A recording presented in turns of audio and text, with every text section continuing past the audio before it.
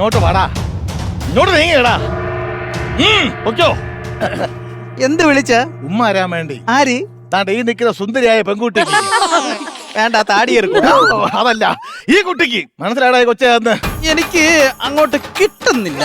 ഇപ്പൊ തന്നെ കിട്ടും, ശബക്കര കിട്ടും നിനക്ക്. 3 വർഷം എന്റെ ബാക്കിൽ നിന്ന് നടന്ന് എന്നെ സ്നേഹിച്ചിട്ട് സർക്കാർ ജോലി കിട്ടിയപ്പോ ഇപ്പൊ നിനക്ക് വേറെ പെണ്ണ് വേണോ? അല്ലേടാ പട്ടി.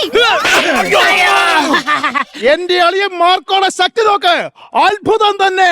ഒറ്റയടിക്ക് കല്യാണ ചെറുക്കൻ കളവനായി. അയ്യോ, കല്യാണ ചെറുക്കൻ കിളവനായതല്ല, ഞാനവന്റെ അച്ഛനാ. അവന്റെ അച്ഛനാണോ? അതെ, എന്റെ മകനല്ലേ നിങ്ങളുടെ മകളെ തേച്ചത്. പിന്നെ എന്തിനാണ് എന്നെ തല്ലുന്നത്? നീയല്ലേ ഈ വ്യാപാരത്തെ മേശരി, അതാ നിന്നെ തല്ലിയത്. മകനെ, എന്തെങ്കിലും നൈസായിട്ട് പറഞ്ഞു ഇവിടുന്ന് ഊരാനുള്ള വഴി ഉണ്ടാക്ക്. ഒരു മിനിറ്റ്. അതെ, ഇന്ന് 12 മണിക്ക് എന്റെ കല്യാണമാണ്. അച്ഛനോട് നിൽക്കുമ്പോ മകളെയാണ് കല്യാണം വിളിക്കുന്നത്. ചേട്ടാ, ഇന്ന് 12 മണിക്ക് എന്റെ മകന്റെ കല്യാണമാണ്. അപ്പൊ കുടുംബമായിട്ട് വന്നേക്കണേ. അളിയനെ മാത്രമേ വിളിക്കുന്നുള്ളൂ, ഈ മാർക്ക് മാമനെ വിളിക്കില്ലേ? ഓരേ അല്ല, ഈ സംഭാവനയൊക്കെ തരേണ്ട ആരെയാണ്? എന്റെ അടുക്കെ കാര്യസ്ഥൻ നിങ്ങളാണല്ലേ? അതെ. അത് ശരി, എന്താ പിടിച്ചോ സംഭാവന. മാമ ഒന്ന് അഴിച്ചുവിടുവാമ, ഒന്ന് അഴിച്ചുവിടുവാമ. വേണ്ട അച്ഛാ, വേണ്ട. അഴിച്ചുവിടാം.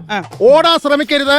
ഓടാൻ ശ്രമിച്ചാൽ എന്റെ അളിയൻ മാർഗം ഓടിച്ചിട്ട് വെട്ടും. ഇല്ല, ഓടൂല. ഞാൻ അഴിച്ചുവിടാം. ഓടൂല, സത്യമായിട്ട് ഓടൂല, സത്യമായിട്ട് ഓടൂല. നീ സീരിയസ് ആയിട്ട് ഒരു കാര്യം മനസ്സിലാക്കി ഇങ്ങോട്ട് വന്നേ. നീ മനസ്സിലെത്തി ഒന്ന് ആലോചിക്കേ. ഞാൻ എന്റെ പിറകെ 3 കൊല്ലം നടന്നത് സത്യം ശരിയെന്നാ. പക്ഷെ എനിക്ക് ഇപ്പോഴല്ലേ സർക്കാർ ജോലി കിട്ടിയത്. സർക്കാർ ജോലി കിട്ടിയ ഒരു പയ്യൻ എപ്പോഴും സർക്കാർ ജോലി കിട്ടിയ ഒരു പെണ്ണിനെ കെട്ടാവൂ? നീ എന്നെ മറന്നേക്ക്. എനിക്ക് പറ്റൂല, എനിക്ക് നീ മതി. അയ്യേ, മതി. ഇങ്ങനെ പറയില്ല, ഇങ്ങനെ പറഞ്ഞ് പഠിക്കല്ലേ. നിനക്ക് എന്താണ് ജോലി? തുണിക്കടയില്. തുണിക്കടയിൽ എത്ര രൂപ ശമ്പളം ഉണ്ട് നിനക്ക്? 10,000 രൂപ. 10,000 രൂപ. അവിടെ തന്നെ പൊളിഞ്ഞില്ലേ? എനിക്ക് അതിനേക്കാളും മുകളിൽ ശമ്പളം ഉണ്ട്. പിന്നെ ഞാൻ ഒരു കാര്യം പറയാം, നീ ഒന്ന് കൂളായിട്ട് ഒന്ന് കേൾക്കണം. നീ തുണിക്കടയിൽ എന്തെങ്കിലും കള്ളത്തരം കാണിച്ചു, അപ്പൊ നീ എന്ത് ചെയ്യും? അവരെന്ത് ചെയ്യും? തന്നെ പറഞ്ഞു വിടും. ഇതേ സംഭവം എന്റെ ഓഫീസിൽ നടന്നു കഴിഞ്ഞാൽ അവരെന്നെ എന്ത് ചെയ്യും?